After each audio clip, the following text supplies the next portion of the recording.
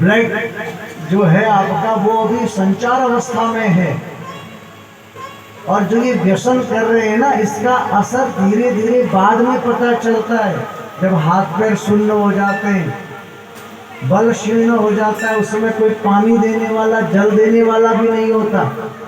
ध्यान दीजिएगा, बाद में अकल आती है, उजा मेहनत के करो खूब पीड़ पीड़ में अपना शरीर खराब कर रहे बाद में। इसलिए प्यारे, अभी समय है, आप युवा शक्ति हो, आप युवा भाई बहन हो, युवा हो आप। इस अपनी जो पीढ़ी है उसका आने वाला भविष्य हो आप, और इन व्यसनों में ना पड़ करके आप एक भक्तिमय जीवन यापन करिए तो बड़ा आनंद आपको मिलेगा। वैष्णव तत्व को अपनाइए।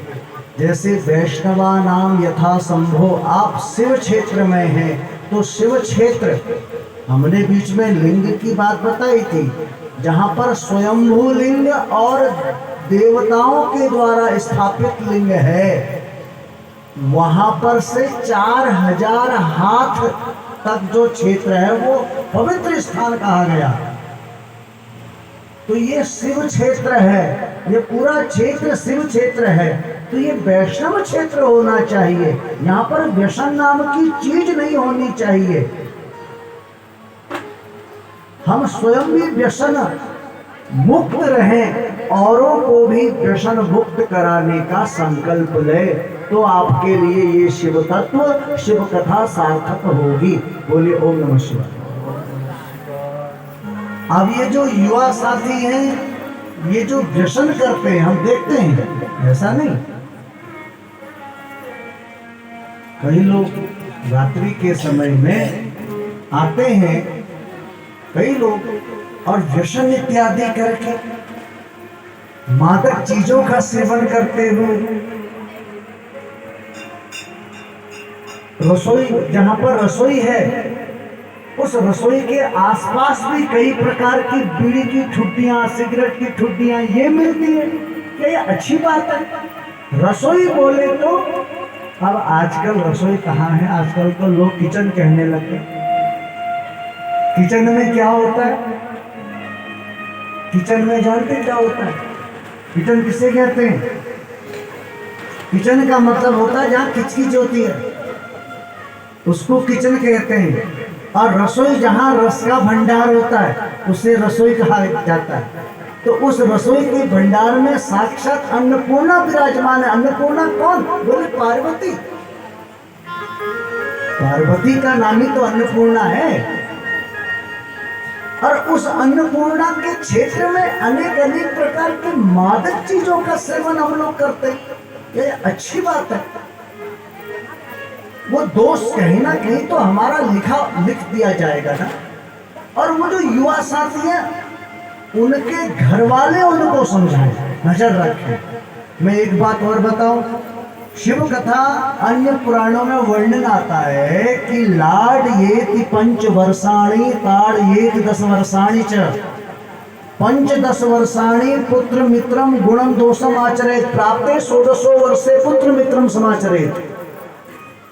मतलब लाड येति 5 वर्षाणि, 5 वर्ष तक बालक बालिका जो भी है उसको खूब लाड करना चाहिए, प्यार करना चाहिए।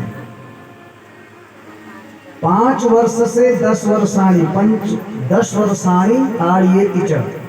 अब 5 से 10 वर्ष तक, अब 5 से 10 वर्ष होने लगे ना, उसको खूब ताड़ो। ताड़ने का मतलब शिक्षा, क्या सही है क्या गलत है, ये शिक्षा देनी चाहिए घर वालों को।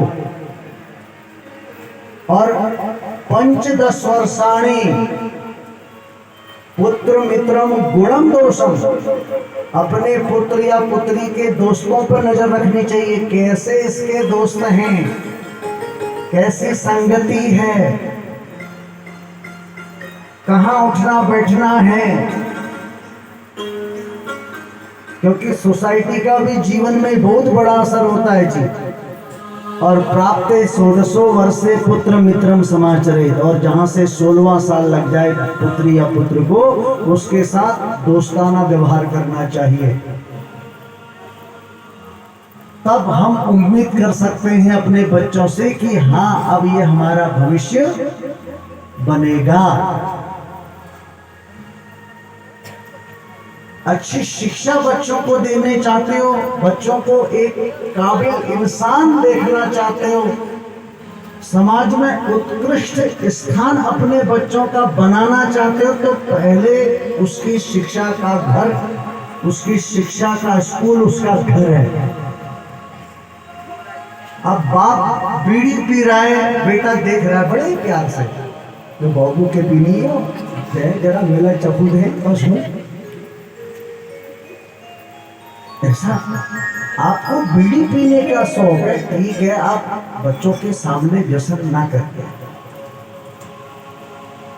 बच्चा की आईक्यू जो होती है ना वो बहुत तीव्र होती है, वो देखता है, सीखता है कि ये क्या है, फिर वो उसको करने का प्रयास करता है। बाबू तो यो पत्ने भूजन गौनो मुंगबटी है तो फिर धीरे धीरे धीरे धीरे लत लग जाती है। इसलिए एक उत्कृष्ट शिक्षा का स्थान जातक का, बालक बालिका का उसका घर है। तो आप अच्छी शिक्षा दीजिए युवान साथियों को। जो भी युवा साथी हैं जो इस प्रकार के व्यसन युक्त जीवन अपना रहे हैं, उनको व्यसन मुक्त करने का संकल्प लें। अपना भी समझें, औरों को भी समझाएं, तब जाकर के हम कहेंगे हाँ हमने शिव पुराण की कथा सुनी है। तब हम कह सकते हैं वैष्णवानाम यथा संभव, तब हम कह सकते हैं कि हाँ अब हम पूर्ण रूप से वैष्णव हैं। आप किसी वैष्णव के यहाँ जाइए, उनके यहाँ कोई भी मादक चीजें नहीं बनती, कभी नहीं।